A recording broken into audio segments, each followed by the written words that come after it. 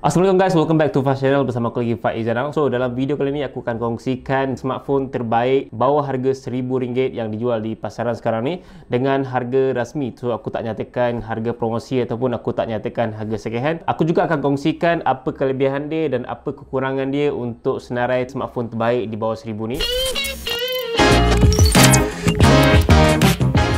Di tangga keempat lah Huawei Y9S yang dijual dengan harga RM990 yang dijana dengan chipset High Silicon Kirin 710F dengan skrin bersaiz 6.59 inci full view display. So dia tak ada notch langsung sebab dia menggunakan pop-up selfie kamera 16 megapixel. Selain itu juga dia menggunakan frame jenis aluminium, so dia bukan plastik tapi aluminium yang lebih tahan dan mempunyai RAM sebesar 6GB dengan storan 128GB UFS 2.1, mempunyai bateri sebesar 4000 mAh yang aku rasa adalah minimum bateri untuk tahun 2020. Dan terakhir kelebihan untuk Huawei Y9S ni adalah dia mempunyai 3 kamera 48MP kamera utama, 8MP ultra wide dan 2MP depth sensor. Itu dari segi kelebihan dia, dan kekurangan ni pula dia hanya mampu merakam video 1080p sahaja dan tiada 4K video. Manakala pada kekurangan lain, ia hanya dibekalkan dengan pengecasan 10W saja. So dia bukan fast charging 18W ataupun 30W tapi 10W saja. Dan kekurangan dia terakhir, dia masih didatangkan dengan Android 9 di dalam kotak jualan. So dia bukan Android 10. So itu adalah Huawei Y9S, dan kalau kita tengok spesifikasi yang didatangkan pada Huawei Y9S tu,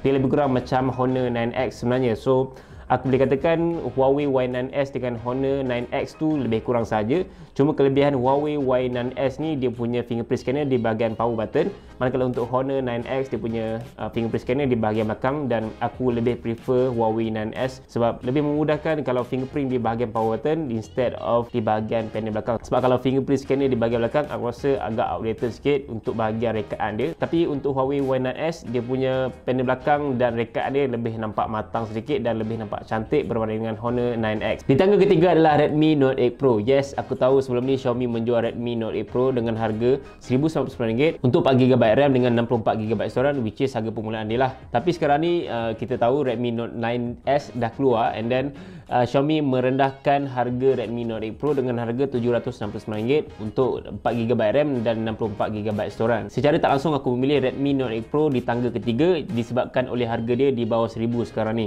Kelebihan phone ni, dia menggunakan chipset MediaTek Helio G90T 12nm yang sama digunakan macam Realme 6. Manakala pada bahagian lain, dia menggunakan skrin LCD bersaiz 6.53 inci yang menyokong Full HD Plus dan juga menggunakan ketahanan jenis Corning Gorilla Glass 5 pada bahagian belakang dan pada bahagian skrin hadapan. Untuk bahagian kamera depan, dia menggunakan water drop notch dengan selfie kamera 20MP dan fungsi kamera wide. Manakala untuk kamera belakang menggunakan 64MP kamera utama, 8MP ultra wide, 2MP macro dan 2MP depth sensor. Pada bahagian lain pula, Redmi Note 8 Pro ni menggunakan bateri sebesar 4500 mAh dengan fast charging 18W. Yes, macam kebanyakan phone-phone Xiaomi kat luar sana, Redmi Note 8 Pro ni juga ada infrared blaster yang korang boleh gunakan sebagai macam fungsi remote untuk kontrol korang punya TV lah kan. Kelebihan lain lagi yang ada pada Redmi Note 8 Pro ni, dia juga ada pilihan 4GB RAM dengan 64GB storan dengan 6GB RAM dengan 128GB storan. Aku tak pasti berapa harga terkini untuk 6GB RAM ni. Maybe harga sekarang dah turun sikit, tapi apa yang aku pasti harga masa mula-mula dulu dalam RM1199. Dia juga menggunakan storan UFS 2.1 macam kebanyakan phone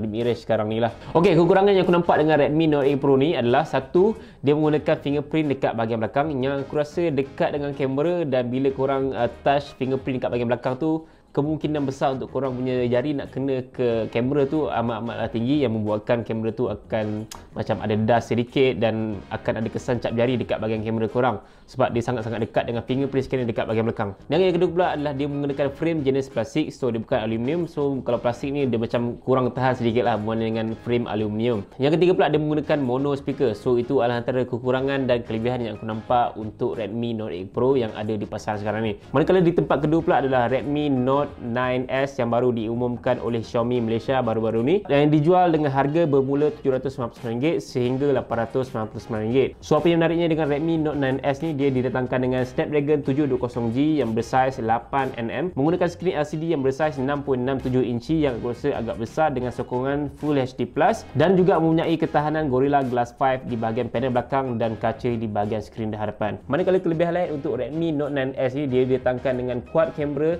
48MP dengan kamera utama, 8MP ultra wide, 5MP macro dan 2 megapixel depth sensor. So dia juga mempunyai kelebihan untuk merakam video 4K dengan 30 fps. So kalau nak dibandingkan dengan Huawei Y9S tu, dia hanya merakam 1080p saja. Selain itu juga Redmi Note 9S ini menggunakan rekaan skrin yang terkini, which is dia menggunakan punch hole display dengan kamera selfie 16 megapixel yang mempunyai kamera wide. Pada bahagian lain dia mempunyai 3 slot, iaitu korang boleh letakkan 2 SIM dan 1 micro SD dalam masa yang sama. Mempunyai bateri sebesar 5020 mAh yang aku rasa memang sangat-sangat besar untuk peranti mid-range macam tu, dan juga menyokong fast charging 18W. Tapi yang menariknya, Xiaomi meletakkan fast charging 22.5W dalam kotak jualan. Selain itu juga dia mempunyai infrared blaster yang diletakkan pada bahagian atas phone tu sendiri, yang boleh digunakan sebagai fungsi remote untuk korang nak kawal TV korang. Redmi Note 9S ni juga ada pilihan 4GB RAM dengan 64GB storan dengan harga RM799, manakala untuk 6GB RAM dan 128GB storan dengan harga RM899, yang aku rasa agak berpatutan dengan harga dia dari segi spesifikasi dia, dan juga dia menyokong UFS 2.1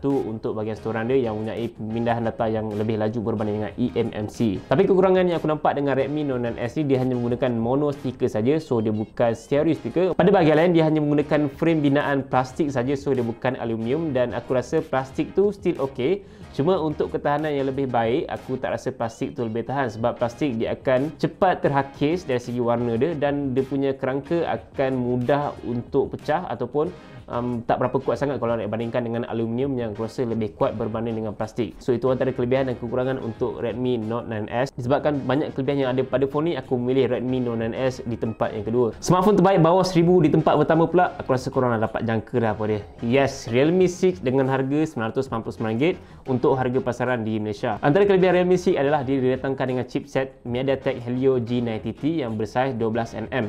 So dari segi performance dan dari segi kepanasan adalah di tahap yang normal yang biasa-biasa je lah kan. So dia tidak terlalu panas kalau nak compare dengan MediaTek yang dulu-dulu, sebab aku rasa MediaTek yang sekarang ni adalah lebih baik berbanding dengan MediaTek yang dulu. Phone ni juga menggunakan skrin LCD bersaiz 6.5 inci yang menyokong Full HD+. Yang menariknya lagi, dia mempunyai refresh rate sehingga 90Hz untuk peranti mid-range macam ni dengan harga bawah 1000 sahaja. Pada bahagian skrin hadapan, dia menggunakan ketahanan jenis Gorilla Glass 3. Realme 6 juga mempunyai bateri sebesar 4300 mAh dan fast charging 30W yang mampu mengecas dari 0 ke 100 dalam masa 55 minit sahaja. Manakala pada bahagian lain, ia dilengkapi dengan quad kamera 64MP kamera utama, 8MP ultra wide, 2MP kamera micro dan 2MP depth sensor. Kamera Realme 6 juga mampu merakam video sehingga 4K 30fps. Untuk bahagian kamera selfie dia menggunakan punch hole display dan menggunakan kamera 16MP dengan fungsi wide. Realme 6 juga didatangkan dengan 128GB storan UFS 2.1. Tapi kekurangan yang aku nampak dengan Realme 6 ni, dia hanya menggunakan mono speaker saja, dan phone ni juga hanya ada 4GB RAM saja dengan harga RM999, tiada pilihan 6GB RAM. Dan satu lagi kekurangan yang aku nampak dengan Realme 6 ni adalah dia menggunakan plastik frame yang macam digunakan pada Redmi Note 9S. So itu adalah antara kekurangan dan kelebihan untuk phone Realme 6, dan korang boleh nilai sendiri kenapa aku memilih Realme 6 di tempat pertama untuk smartphone terbaik bawah RM1000. Dan apa pendapat korang mengenai kesemua smartphone yang aku mention ni? Sama ada korang nak beli Huawei Y9S ke, ataupun korang nak beli Redmi Note 8 Pro, ataupun Redmi Note 9S, ataupun Realme 6. So guys, jangan lupa untuk follow Twitter dan Instagram aku, dan jangan lupa juga untuk subscribe channel aku kat bawah ni. So insyaAllah kita akan berjumpa lagi di dalam video. Assalamualaikum.